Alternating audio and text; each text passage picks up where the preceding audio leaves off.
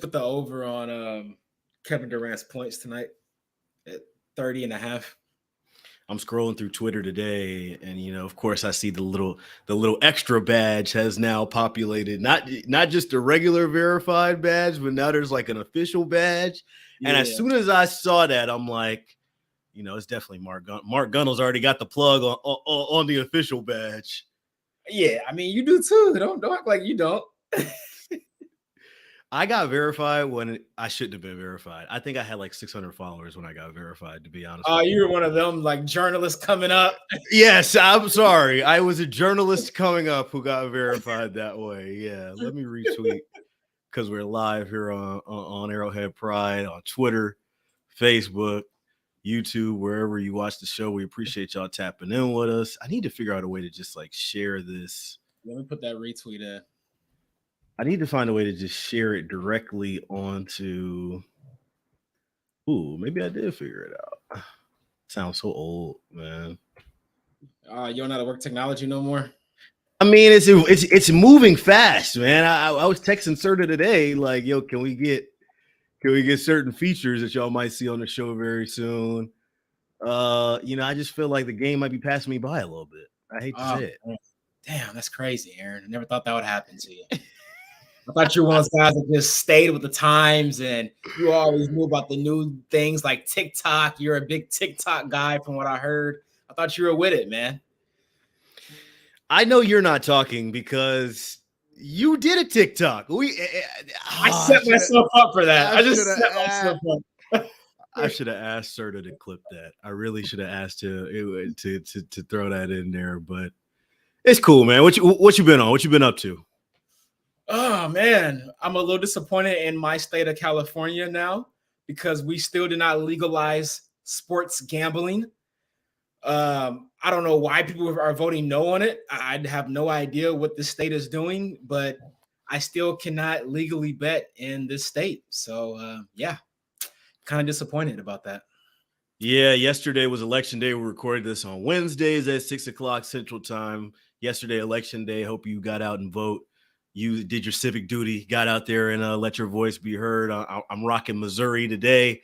Missouri had a lot of big things that happened in the Show Me State. And, I'm not just a Tiger, but a Missourian. Something that you're not. I'm just a kid from KC.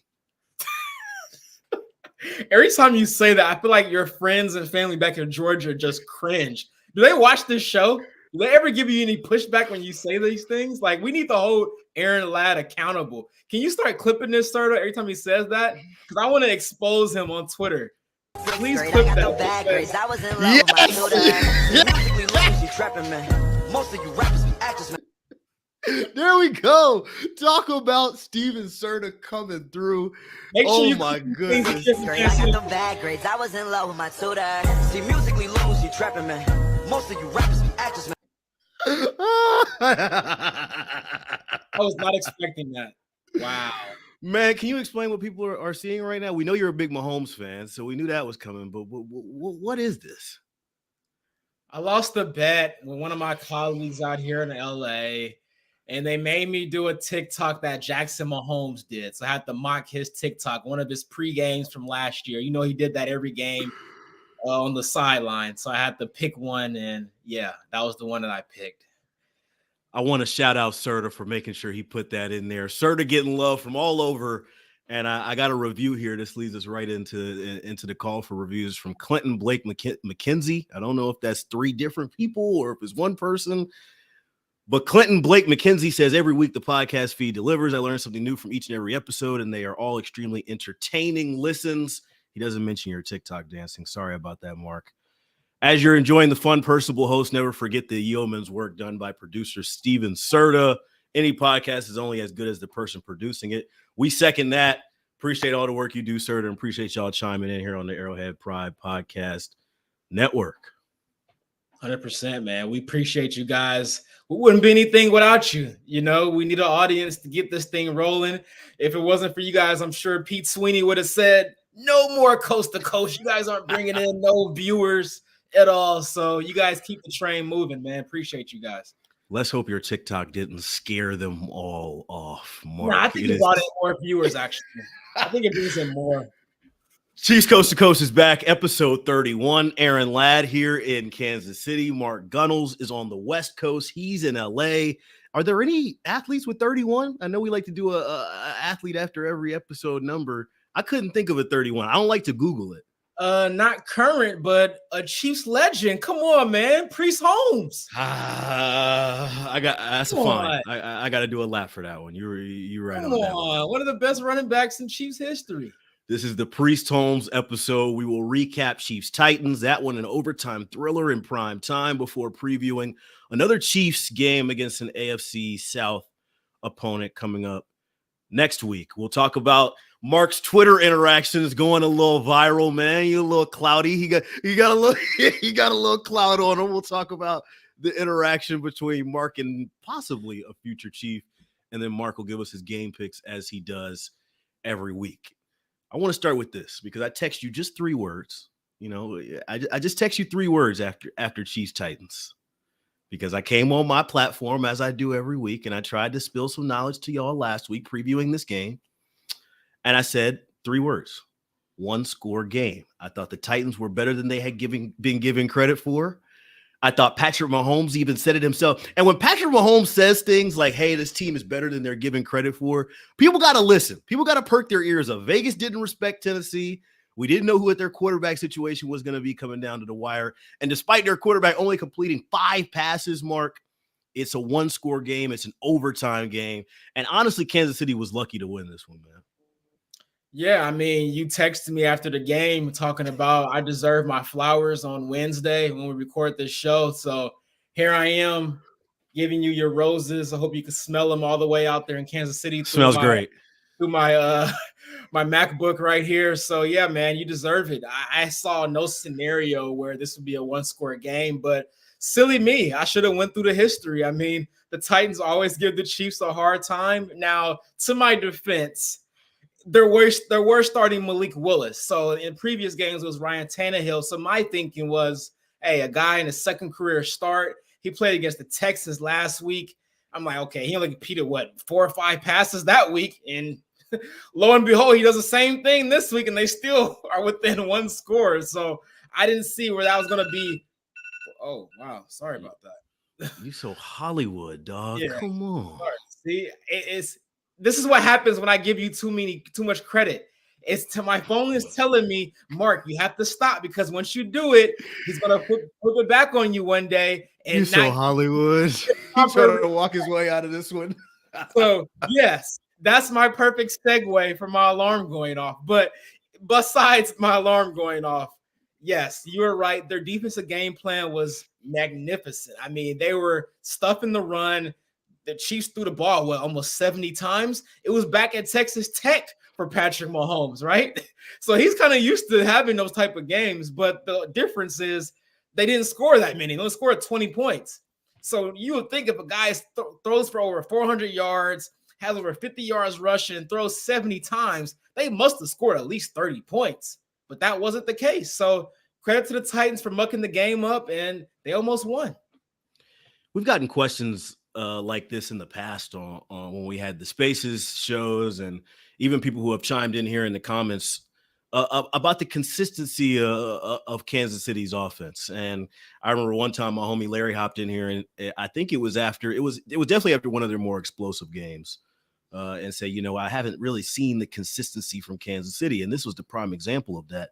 You got the Dr. Jekyll and the Mr. Hyde. You come off the high of that San Francisco 49ers game where they look unstoppable. Patrick Mahomes is sprinkling the ball over to all the different receivers, and the running game is effective.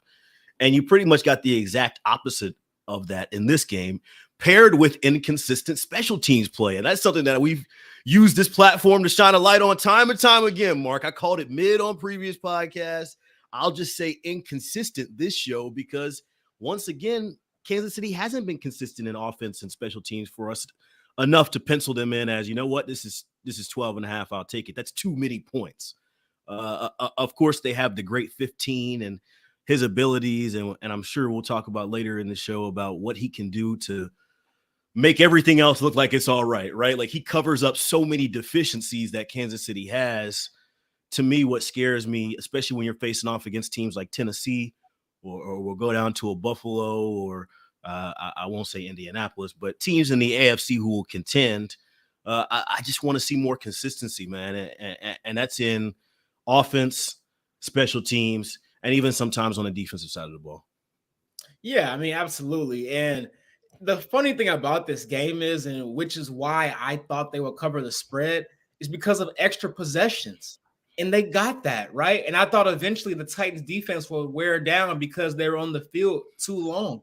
And honestly, I don't think they ever wore it down. I think it was just Mahomes decided, I'm going to take this game into my own hands. Well, or should I say with his own legs, right? So I'm not even going to say they're really worn down because everything was covered. He just had to, do Mahomes things. So, they had 7 straight drives in the middle of that game and came away with no points.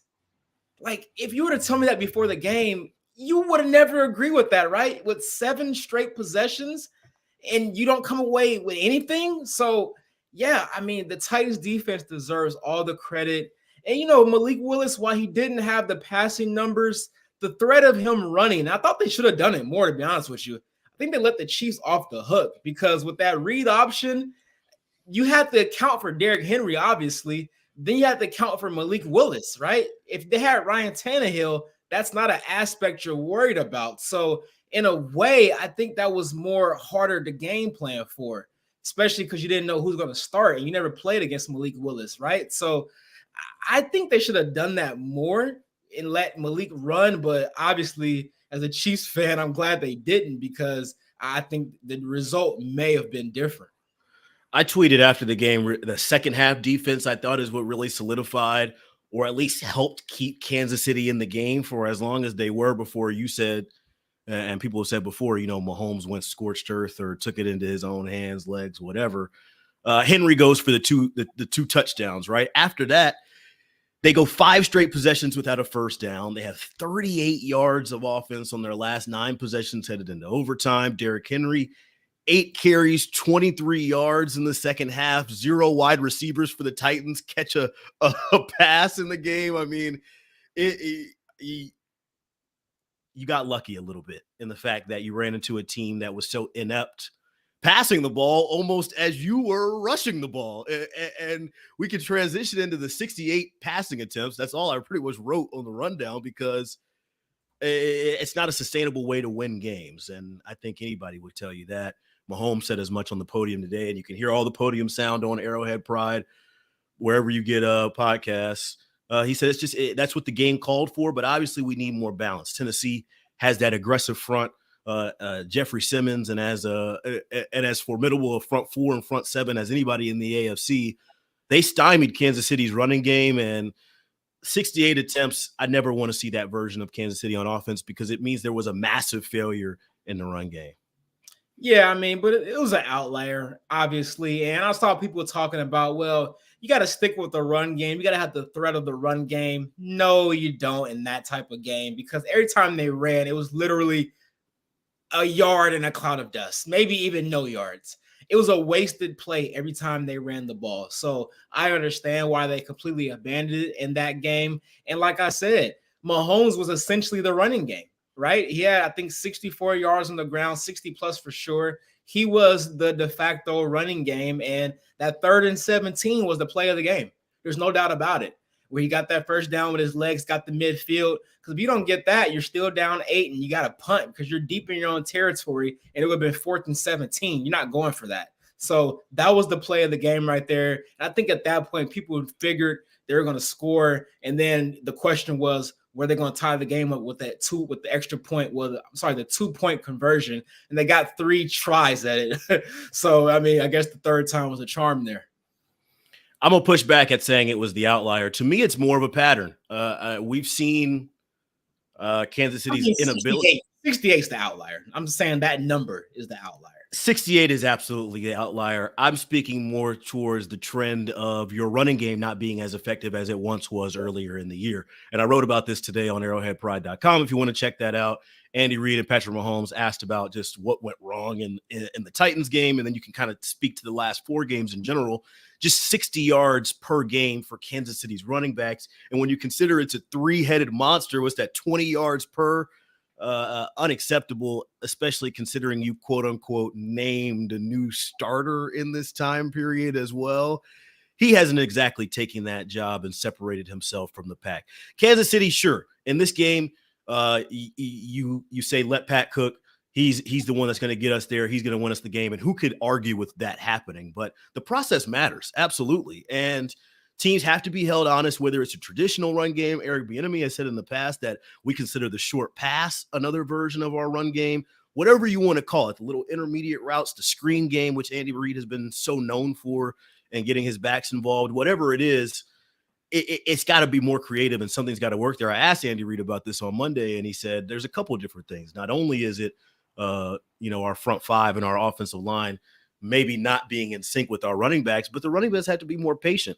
And maybe when you're not getting a full snap share, when you're not touching the ball three times of possession, or, you don't know if you're going to get the whole drive, if you got to go out there and impress to get snaps, maybe you press a little bit more. Maybe that hole that's there that you got to wait on, you don't have time to wait for it because you worried about your snap time. Whatever it is, I would like to see it changed. And I wrote down on the shot sheet, part of that's got to be the short pass game. And we know Kansas City's been good at that in the past. So before we transition, are you alluding to a possible Ronald Jones sighting? I was asked about this during the game, and I don't know where this is kind of bubbling up from. I thought he was not going to make the roster at all. I think that third preseason game kind of did it, but he's insurance purely, in my opinion. I think for him to come in and take snaps away from guys we're already talking about still trying to find their footing, you're almost shooting yourself in the foot. If you were going to put Ronald Jones in there, it should have been from day one. Yeah, no, I agree. We had to ask that question because it's been a talking point on Chiefs Twitter. My ears are in the streets, unlike you. So I know what the people want. So I had to ask the hard-hitting questions. So what's not working with the run game then, in your opinion? Because I believe the total numbers were 12 carries for 14 yards against the Tennessee Titans for all non-Mahomes ball carriers or running backs for the Chiefs. That's peewee numbers, man. And I'm going to push back at you just saying that's an outlier and they'll fix it overnight. It's kind of been trending that way. Yeah, but if we look at that Tampa Bay game, right, that was one of those games where it was working very, very well.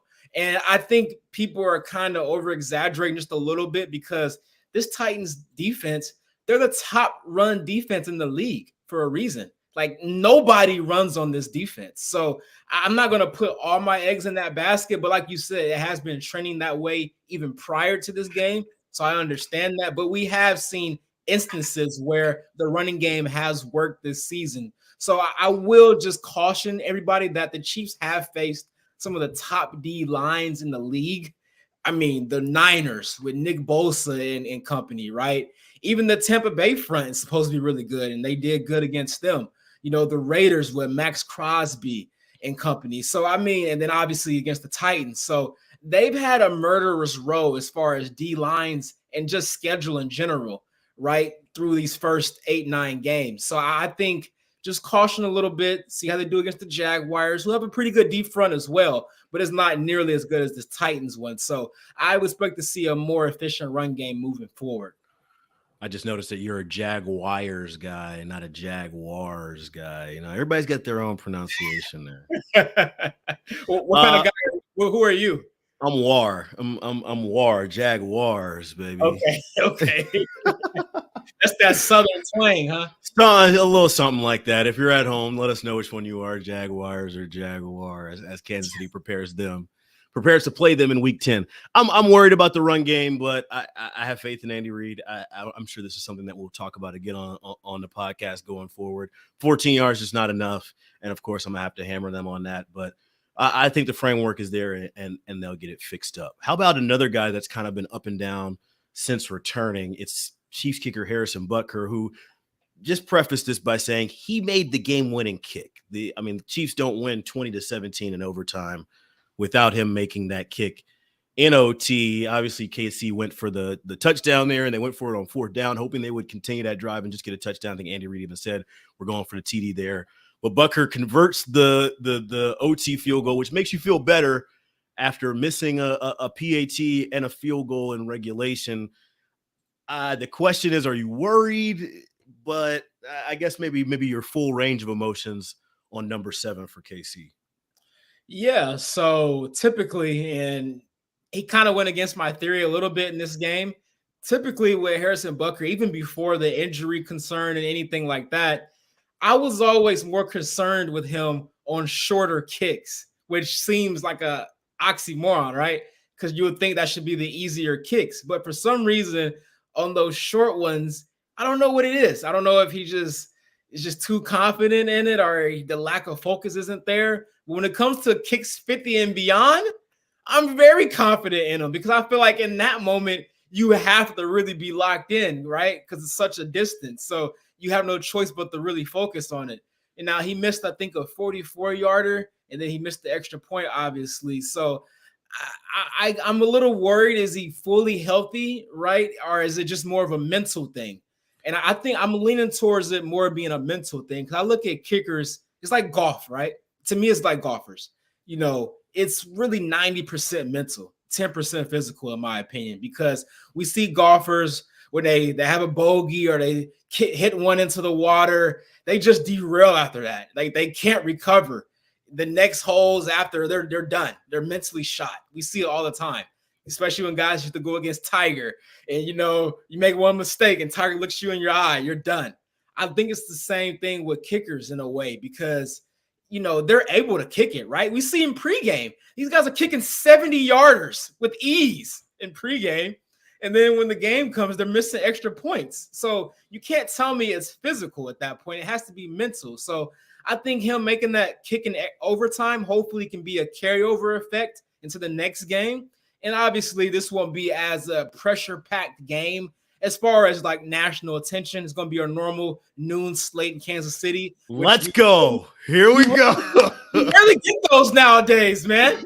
But you got to cherish it, Aaron, when you get it. I mean, because we got another prime time. I know it's on the road next week, but still another prime time game. So, you know, it's rare to get those normal noon games in Arrowhead. So I'm going to cherish it out here in LA at 10 a.m. in the morning. But like I said, though, I think in this type of game, this is the perfect confidence builder.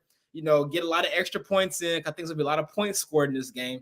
And, you know, get your confidence going heading to that Chargers game on Sunday night. It's funny if you ask if it's mental or physical for Harrison Butker, who missed a field goal, an extra point in KC's overtime win over the Titans.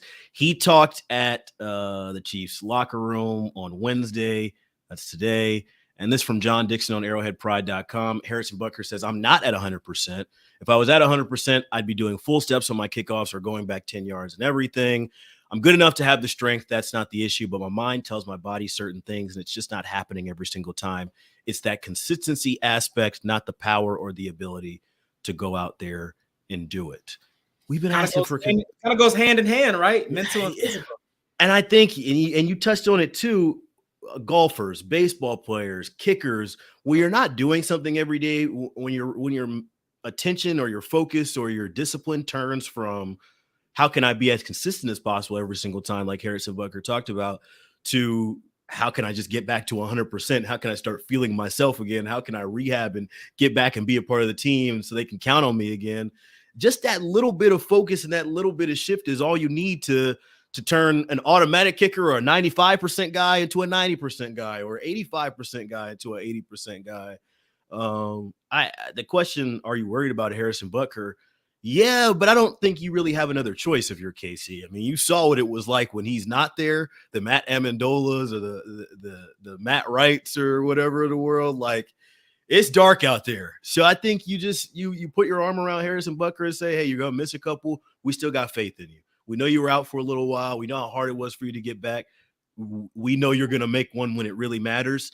And word to how we introed this topic, he made one when it really mattered, and they don't win against the Titans without him. Yeah, and I wondered, while this period of him not being 100%, does that make Andy Reid and company be more aggressive?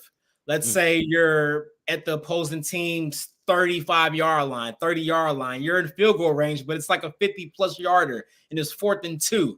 Do you go for it? or do you kick it? Obviously, scoring time matters and all that stuff as well. So something to look forward to in the next few weeks until he gets back to 100%. Well, let's talk about another guy that people are looking forward to. And you have been, honestly, you intro it. This is your man's. I'm gonna pass the mic to you, my guy. All you. All right. Well, I guess you're referring to the 3-letter guy, OBJ. His parents named him Odell Beckham Jr.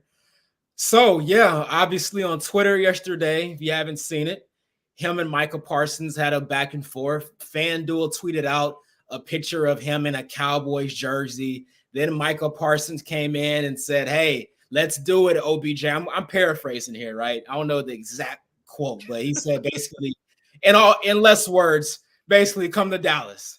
Then OBJ responds talking about how my dad's side is down there and let me know what's up. Basically, I want to go and win, all that stuff. And you couldn't let this happen. You saw this, and I'm like, get out of here. Let me jump in. I was actually in the same thread. I didn't let Michael Parsons off the thread. He was still on there.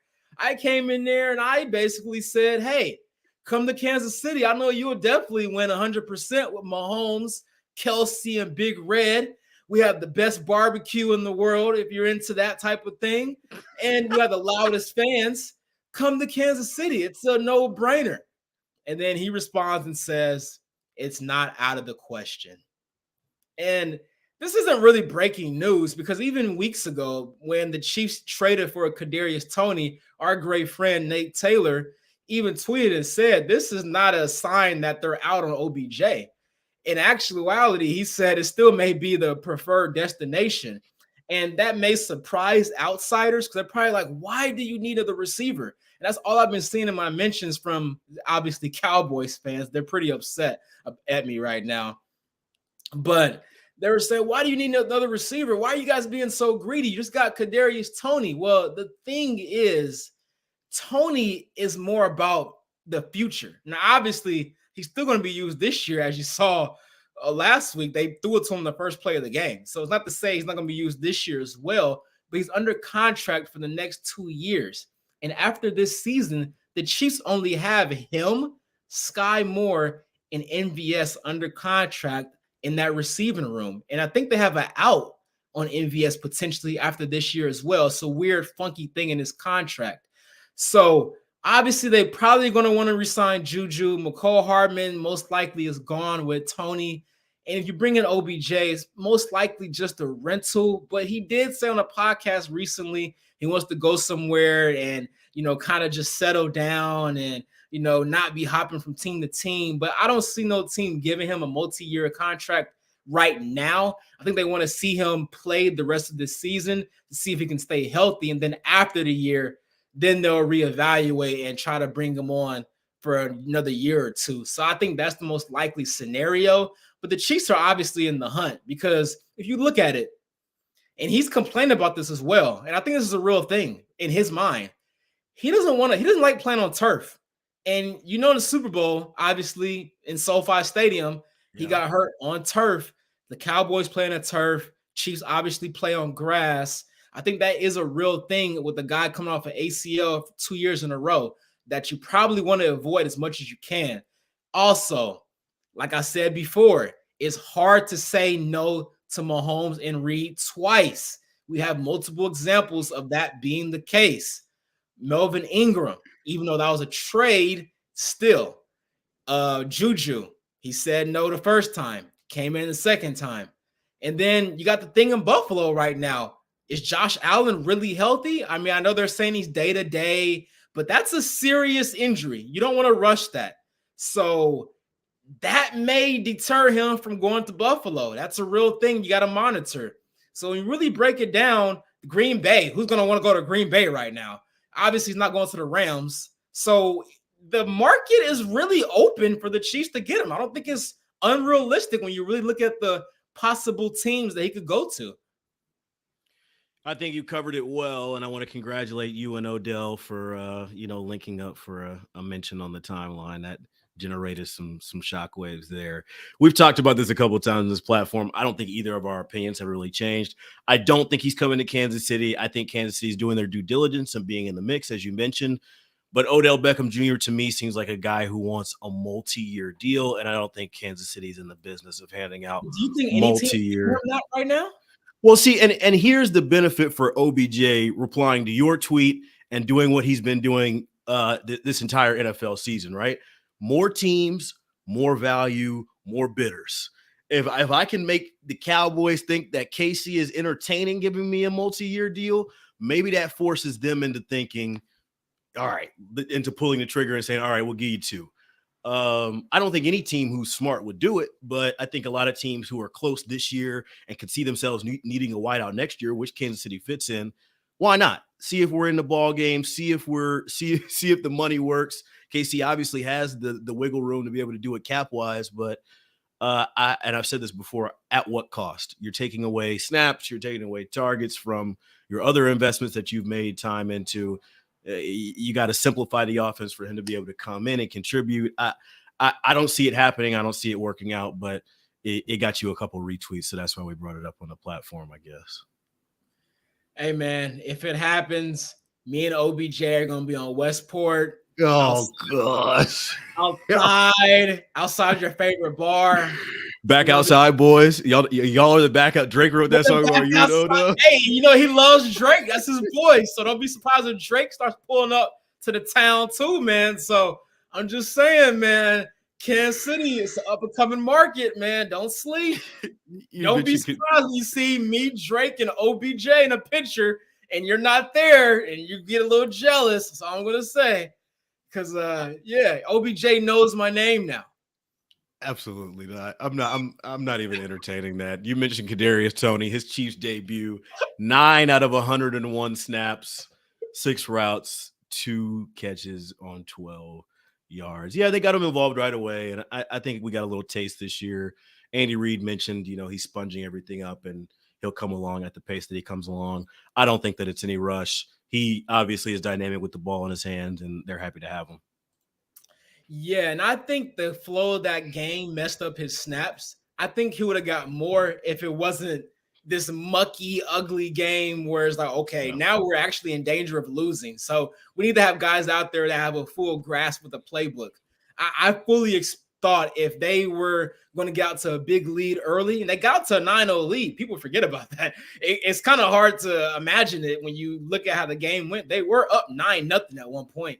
So if they were able to keep pouring it on, I think he definitely would have got more snaps. But the way the game was going, they couldn't risk it. They had to have guys out there that knew the playbook fully. And that's why I thought he didn't play the second half. But I think this is a good game this week against the Jaguars to get him more involved. But he's so dynamic, though. You could just tell he's so shifty. All the highlights you saw it in a couple of clips just this past Sunday. Speaking of a guy that's dynamic and made his return, it's cornerback Trent McDuffie. And I have a sound I want to get to and a stat I want to get to about McDuffie before I toss it to you, because I know how much you think he's a difference maker in this Kansas City defense. He comes back, and we don't hear his name called very much. We were doing post-game on KSHB 41. The game was on Big 41. Appreciate y'all tuning in. And Big Boss, head honcho, Pete Sweeney, calls him the defensive MVP because of the job he does. Obviously, it's Tennessee, right? I mean, they threw 5 passes total, and a wide receiver didn't get a catch for them in the game. But the fact that he was out there, was able to play the full allotments of snaps, and got back through after being out for so long, it was good to see. And he kind of talked about that at the podium today. So check this out. I mean, going out the first game is always pretty frustrating and pretty disheartening because, you have all these goals and you have this plan that you set in place and it doesn't go that way. But I was able to kind of just take a step back, work really well with the trainers, work really well with the coaches, and kind of set this system where it was almost like I was going to play every week, but then just sit out the game. So I kind of kept this system of let's just keep this going so that when I did come back, it wasn't anything short of just what I was already doing. So just creating a system and just being able to stick to that, staying disciplined was the biggest thing for me to be able to come back the way I am now. Chiefs rookie corner Trent McDuffie is back with a bang, and this is from Mike Renner of Pro Football Focus on Twitter. He tweets, Chiefs cornerback Trent McDuffie is 45 coverage snaps into his NFL career and still hasn't allowed a catch. I mean, KC looks like they've gotten a home run hitter with this first-round draft pick. Yeah, I mean, I've been raving about him nonstop, and obviously I know it's on limited snaps, but in 43 snaps this season, he hasn't allowed a catch yet. Obviously, the first half against the Cardinals, and then this game goes into that. So, yeah, man, I'm really excited about him. I think he's one of those plug-and-play guys like I've been raving about before. Brett Veach has been a narrative that he doesn't value cornerbacks as much. So the fact he took one in the first round screams a lot to me.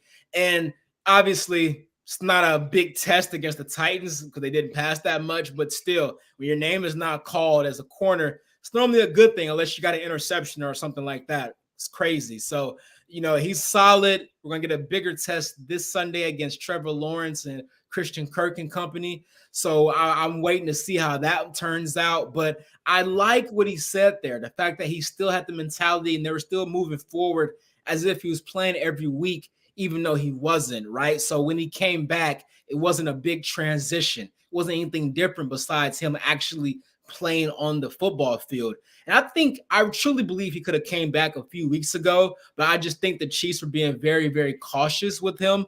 And they had every right to, right? When you had Jalen Watson performing at a high level, Joshua Williams in there looking good. Obviously, Snead has been the mainstay. So there was really no rush to bring him back immediately. So I think they played it well. He's clearly 100% now. And now he's ready for the back half of the season, the home stretch, heading to the playoffs. Absolutely. I'm piggybacking off of your on wax from a few episodes ago, and we'll revisit those predictions as the regular season comes to a close. But you said it best, and I think we really saw it in this Tennessee game. The defense, Kansas City's defense, is at their best when Trent McDuffie is healthy and playing a contributing factor for their defense. It makes everything work better, right? The defensive line has a little bit more time. The corners and the DBs are a little bit stickier. Everybody's a little bit tougher on the defensive side of the ball, and maybe a tougher test as we continue throughout the year. And we know Jacksonville has a pass-happy offense as well. Rolling right along here on Chiefs Coast to Coast, Arrowhead Pride Podcast Network. How about the game preview, man? Another AFC South showdown at Arrowhead Stadium.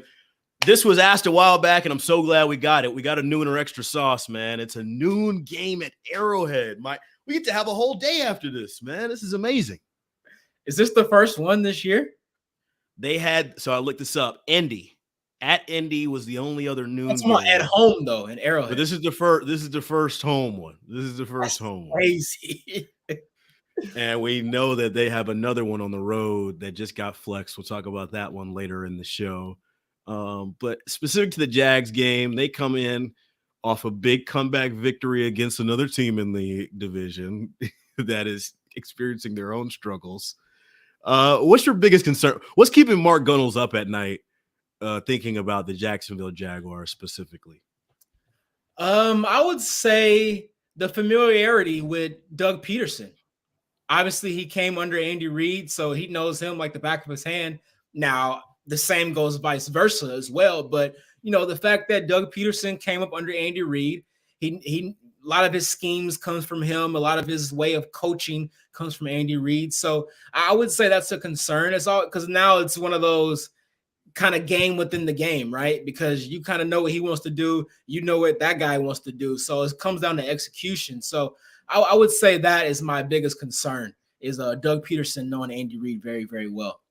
Jacksonville 3-6 on the year coming into this one. 403 offensive yards on 68 plays last week in that 27-20 win over the Raiders. And I think the one thing when we ask what our biggest concern about the Jags is they do have a variable offense, specifically in the running game. I mean, it seems like Travis Etienne, who's in his rookie year, if you will, got injured and missed all of last year out of Clemson.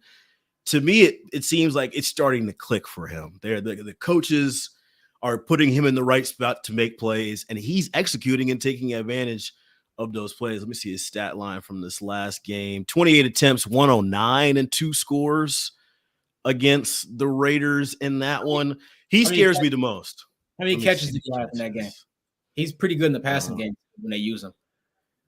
2 targets, 2 catches, 17 yards. So over 120 yards from scrimmage. And I think what scares me the most when I think about him is how much they move him around. All right, right here he's in the pistol. Right here he's behind us. Right here he's out in the slot. We got him in the screen game here, or we'll run I formate, or we'll run between the tackles here. Like, they can move him around in so many different places. And while Kansas City did do an extremely good job bottling up Derrick Henry after the 2 long runs we saw in prime time, it scares me that this is a guy who's a little bit more explosive, a little bit shiftier, and can move with the ball in his hands. Yeah, I mean, he's very dynamic, and I think they should use him more in the passing game as well, because that's what he did in college too. So yeah, he's a very versatile guy you have to worry about. Very different from Derrick Henry as far as his running style goes. He's more explosive, more elusive, and like you said, more dynamic. You can put him anywhere on the field. And he's a matchup nightmare. So you got to be focused on him, right? So he's definitely a guy that gives me concern as well. And then going to the defense side of the ball, how about a guy that the Chiefs wanted? Or Josh Allen. Yeah, Josh Allen's coming to town. This is supposed to be his Chiefs debut, right? Or second game as a Chief. But now he's coming to Kansas City as an op. So he's going to be a guy that you got to worry about, especially on the edge, because we know the tackles have struggled, especially Wiley at times, and even Orlando Brown. So they're going to match him up with one of those guys and try to get after Patrick Mahomes. That's the OBJ that the Chiefs need, not Odell Beckham Jr. Word to Pete Sweeney. Orlando Brown Jr. They need him to step up and play to where he was even last year. There was a couple snaps in this Tennessee game, man, where it's like, we gave you the benefit of the doubt where the season was first started. And I remember coming on here after the Indy game and being like, wasn't the best, but he's rusty, but he missed time, but this. It's week 10 now, Mark, and we have not seen the best version of OBJ. Stop calling him OBJ. That's his name. That's his name. Not the real OBJ, man. That's his name. When you say OBJ, people are not going to think Orlando Brown Jr. Like, come on. But anyway, Orlando Brown Jr. has to play better for sure. And he betted on himself. He passed up on a pretty good deal, in my opinion. Bet the house. And you were saying you were on his side. You were on his side for turning down that offer. Well, now it's not looking good, because now the way he's playing, he wouldn't get an offer as good as that one, the way he's playing. So him betting himself as of right now has not paid off. Now, obviously, still have a lot of games left, still have a playoff run to go, and potential Super Bowl to win. So the narrative can still change. But as of right now, him betting himself is looking foolish at this point. You mentioned the connection between Doug Peterson and Andy Reid. Peterson was the OC for Kansas City from 2013 and 2015. The Chiefs were 31-17 in the regular season over that time stretch. It's going to be some familiar faces in Andy Reid's coaching tree. I mean, this dude has got a great oak. If you're a Mizzou, I mean, it's the big oak tree out there. I mean, he's been in the game for so long, and this will be a reunion of sorts. You ready to head down to Vegas? Let's go. All right, we're here for Mark's picks now. It's Chiefs Jags in week 10. We'll recap last week before getting his props for this week. Mark was feeling good after an undefeated week and gave us 4 total picks for Chiefs Titans. He went 2-2. I'll break them down right here. It's Chiefs first half -7. That one missed. It was a Tennessee 14-9 lead at the half. He took Chiefs total not Chiefs total. He took the Chiefs at 12.5, which was the line, I believe. That didn't, I mean, all he had to do was listen to me, right? 1-score game. I tried to tell you. Anyway, those are the 2 losers. The 2 winners was easy money on Juju over receiving yards, 49.5.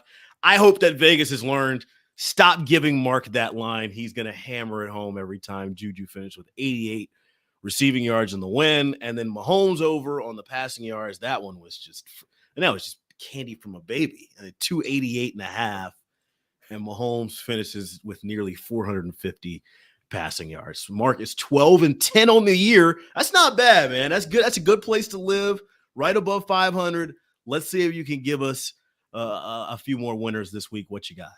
Okay, so this week I have 3 plays, not 4. I'm going back to 3 this week. All right. So my first play, and you'll be glad to hear this, but I'm still playing it. Vegas has caught on the juju a little bit, but I'm still playing the over. They have it at 62.5 this week. I still like the over there. Last week he had 88, I believe. He's had 100 a couple of times. So to me, while it's not as good as 49.5, I think 62.5 is still a pretty sweet spot for me to take the over. So I'm taking the over there. I'm going back to the spread. I know, but it's a different opponent. It's not the Titans. It's not the team that's been the kryptonite. I'm taking the Chiefs minus 9.5. I truly believe this will be a double-digit win. Oh, there it is. There it is. 2 touchdowns. Win by at least 2.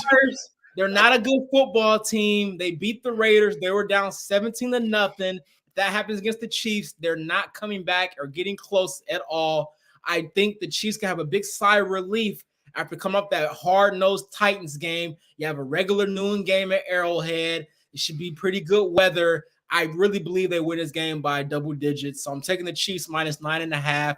And then my third play, which I really like as well, is the total over on total points. Is at 50.5 right now. I think the Chiefs by themselves score 30+ in this game. So give the Jags 14 to 17 points. I mean, the Titans score 17 points on the Chiefs. I don't know how. So, and the Jaguars have a better offense, at least a more diverse offense than the Titans. So I feel comfortable with that over at 50.5. So those are my 3 plays.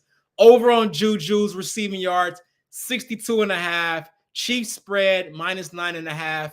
And the total points over at 50.5. I like them all. I'm glad to know that some of the odds makers listen to us here on Chiefs Coast to Coast, and they've adjusted Juju's line, so no more free money there. But we'll see. We gave you through half the year. You've impressed so far and certainly redeemed yourself from your first ever pick that you gave out on this podcast. How about a game that's being moved around? And we talked about this to end off last week's pod. Chiefs Chargers, November 20th. Is now on KSHB 41 locally. You can check that here on NBC or wherever you all watch. It's a Sunday night football game now. I believe both of these games, Chiefs-Chargers, have been on or will be on Sunday night football now. This matchup is in prime time. And other Chargers haven't been what we thought they were, I guess. This is still a matchup that is going to be appointment television for years and years to come. Yeah, I mean, it's Patrick Mahomes, it's Justin Herbert, it's the great city of Kansas City versus LA. I mean, it's both of my homes in one. They know when it's Mark's homes involved, it has to be in prime time. Mark's hometown and Mark's current place of living. So when they match up, you have to make it prime time, baby, especially in LA, because I'm going to be in the building. And guess who else is going to be in the building? Aaron, can you tell the people who else is going to be in the building? What celebrity is going to be there? This is the famous link up. You're finally going to do we're finally going to be together in the flesh, and you're going to have to do your job. It's crazy. It's crazy. Aaron Ladd is going to be in LA, folks, for Chiefs Chargers. I got the text a couple of days ago. I couldn't believe it. They really let you out here. Why did they do this? It was my turn in the rotation, and I'm happy it worked out. I think we kind of spoke the juju into existence last pod, and then out of nowhere, right? Game has been flexed. Wait a minute. And we're going to have to get a flick first and foremost. I got to see what your game day attire is like, because I have no doubt in my mind that I am taking you to the cleaners every day of the week and twice on Sunday. So I got to see your game day attire. And then I want to see you doing work. You better have a camera. You better have a notepad. You better have like a pencil and paper. I got to see you doing some work, Mark Gunnels. Well, I will be at a Chiefs tailgate. I will say that. I'm part of that ain't work. I'm just saying, man, I'm part of a LA chapter out here that's very, very kind to me. So I'm going to pop up at their tailgate and, I'm going to have some barbecue, a few drinks here and there. And we'll link up though, for sure. You get here Saturday morning. So we'll go out Saturday night, the night before. Got plenty of time to recover since it's a night game. So you'll be all right.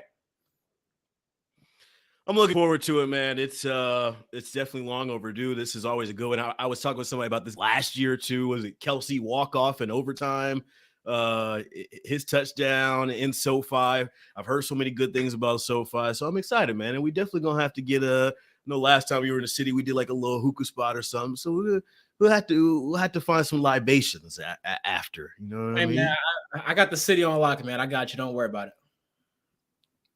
Moving on, as we're wrapping up episode 31 of Chiefs Coast to Coast Hero Arrowhead Pride, Mark Gunnels, Aaron Ladd. I got a question here from Troy on YouTube. Troy asked, what do you think of Patrick being top 3 in NFL quarterback average yards per run? You start first. Well, I didn't know that stat actually, but I'm not surprised. I mean, I would imagine Josh Allen and actually, I'm surprised actually because you would think the top 3 would be Josh Allen, Lamar, and Jalen Hurts. So who is he above one of those 3? Yeah, that surprises me. We might have to fact check Troy there, but I do think on a serious note, the Chiefs have to incorporate his legs into the offense somehow, because if defenses aren't going to account for Patrick Mahomes, who's not the fastest guy in the world. I saw somebody tweet after the game, he might be the fastest 4'8", 4'9" guy in the league right now. Sneaky athletic. You know, he's got that coach's son speed. You know, he's got that baseball speed. No, I think if your running backs are not going to be effective, then Patrick Mahomes running the ball is going to have to be an extension of balance somehow. I don't think that they want that. I mean, if they're not even going to run him in a quarterback sneak scenario, I think that the coaching staff probably holds their breath a little bit when he gets outside the pocket against some of these Joey Bosa types and Jeffrey Simmons types on the outside. But he put a hell of a move on Simmons in the run to get the touchdown. So if it's between you holding your breath and or getting 6, I think you're gonna hold the breath every time and tell Pat to go out there and run it a few times. Yeah, absolutely. And the thing about it is he's a smart runner. He rarely takes hits, and I know he did on that touchdown, but that was because he was going for a touchdown. But on a normal run, he slides or gets out of bounds, right? He knows where the first down marker is, so he's not taking hits when he runs for the most part. One more from Shock J. Maybe that's a mix between a Shocker and a Jayhawk, maybe. Since we're I like that. Yeah. They're asking, will Lucas Niang make it back this season? The 21-day window is in effect to assess if he will play, so inquiring minds want to know. I haven't been out at the practice window yet, but the crazy thing is I was coming back from, I went on like a Halloween trip or whatever. And you know how KCI is, man. KCI, I mean, everybody's right there.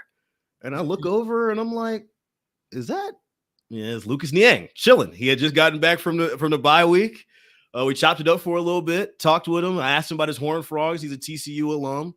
And he mentioned how he was feeling good. Media hasn't really talked to him yet, obviously, since he's been behind the scenes and trying to get back. But I was not anticipating him being in the mix. The 21-day window, it tells me more than I knew going in. And hopefully he makes an impact because, I mean, even in practice reps and that kind of thing, seeing him back on the field would be good. Yeah, I don't have any expectations at this point. Maybe he gets activated as an insurance policy at some point, obviously, because, linemen, they can go down at any moment, knock on wood. So it would be nice to have that backup just in case you need it, a guy that has started before. So it's not like a normal backup. So, yeah, I mean, I could see that scenario. But as far as him inserted into the starting lineup, that's not going to happen. I know people don't like Andrew Wiley, but you're not going to just mess with your old line in the middle of the season. It's just not going to happen. I see Ryan Williams asks, does he need to retire his cheetah print man thong since they traded Tyreek in the offseason? Maybe you can give him some advice on what you did with yours. Hey, man, this is the time in the show where it's almost time. It's getting to that point. Mark looked at the clock and said, yeah, man. Get to that point where, Aaron is like, you guys late this week, right? Hey, 816-514-1267. We want to make y'all part of the show. We got the voicemail line open. Leave us a voicemail. Let us know what you think about Chiefs Titans, Chiefs Jags, or what Mark should do with his cheetah print thong. All that and more. We out.